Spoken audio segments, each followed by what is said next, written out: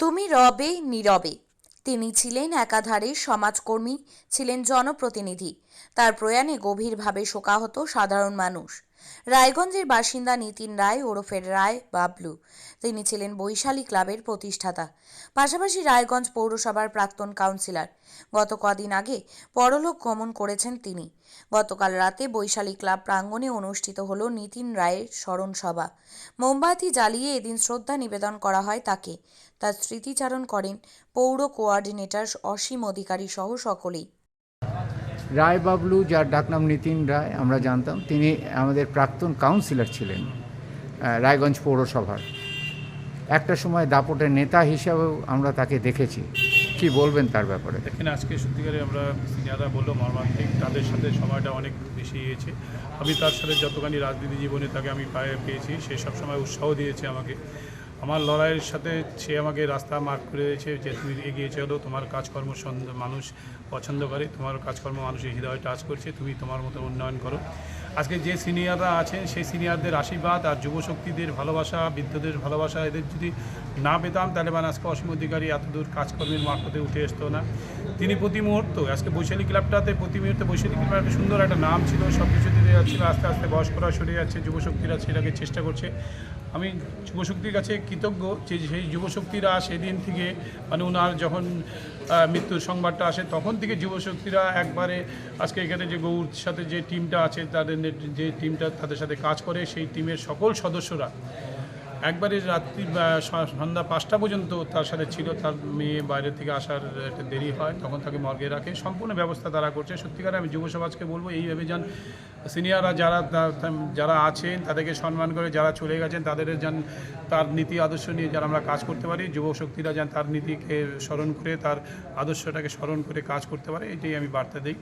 কারণ তার আমাদের মধ্যে কাজের মধ্যে যেন সে আমাদের মধ্যে জীবিত থাকে, সে যেন কোনো দিন আমাদের ছেড়ে না যায়। তার স্মৃতি, তার আনন্দ, তার যা সব কিছুই আমাদের মধ্যে কাজকর্মের মধ্যে দিয়েই যেন আমরা তাকে ধরে রাখতে পারি।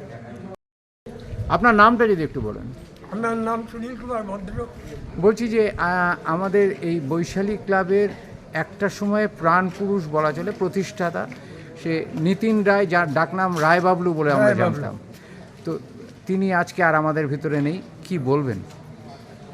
আমরা অ্যাকচুয়ালি তার জন্য তাকে যে দুটো কথা তার সামনে বলবো, সেটা মন থেকে আর ই করে রাখতে পারছি না। যে কোনো অনুষ্ঠান, যে কোনো তিথি, যে কোনো কিছুতেই বাবলু রায় নাম সে সবার আগে এখানে আসবে।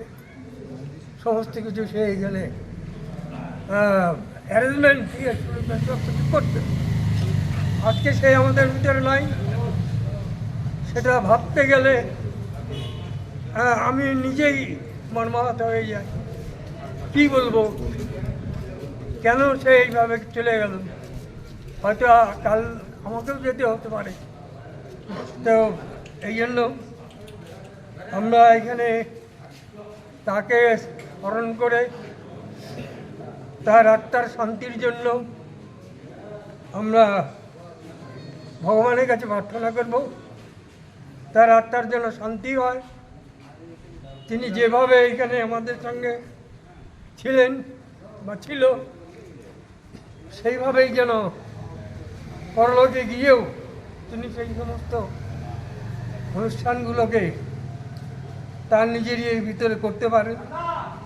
আমরা ভগবানের কাছে প্রার্থনা করব যে তার আত্মা শান্তি হোক, শান্তি হোক, শান্তি হোক।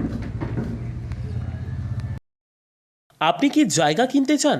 তাহলে আর চিন্তা নেই। 34 নম্বর জাতীয় সড়কের ধারে রায়গঞ্জের নট্টপাড়ায় ঠিক বিপরীতে নিউ উকিলপাড়ায় আজই সুলভ মূল্যে জায়গা কিনুন, গড়ে তুলুন নিজের স্বপ্নের ঘর। তাই আর অপেক্ষা না করে আজই চলে আসুন আমাদের এখানে, দেখে যান জায়গা। মন পছন্দের স্বপ্নের প্রাসাদ গড়ে তুলুন আপনার কেনা এই জায়গায়। তাই আজই যোগাযোগ করুন আমাদের সাথে। আমাদের ফোন নম্বর 8617827851, 6295828881, 8617033767। তাই আর দেরি নয়, আজই আসুন নিজের পছন্দের জায়গা কিনতে। বিয়ে হোক বা যে কোনো অনুষ্ঠান, ছেলেদের আধুনিক মানের পোশাকের বিপুল কালেকশন নিয়ে হাজির গোয়ালপুকুরের সরকার ড্রেসেস। ভালো ব্র্যান্ডের জামা কাপড় নিতে চান? তাহলে আর দেরি কিসের? এক্ষুনি চলে আসুন সরকার ড্রেসেসে। গোয়ালপুকুরের শাহাপুর বাজারে খুলে গেল সরকার ড্রেসেস। ব্র্যান্ডেড জিন্স প্যান্টে রয়েছে কালারের পুরো গ্যারান্টি। ব্র্যান্ডেড জিন্স প্যান্ট ছাড়াও রয়েছে shirt, T shirt, panjabi, cargo jeans, cotton pant, half pant সহ যাবতীয় পোশাক থাকছে এখানে। সকল প্রকার কেনাকাটায় থাকছে আকর্ষণীয় উপহার। তাই আজই আসুন আমাদের প্রতিষ্ঠানে। আমাদের ঠিকানা সরকার ড্রেসেস, শাহাপুর বাজার, গোয়ালপুকুর, উত্তর দিনাজপুর।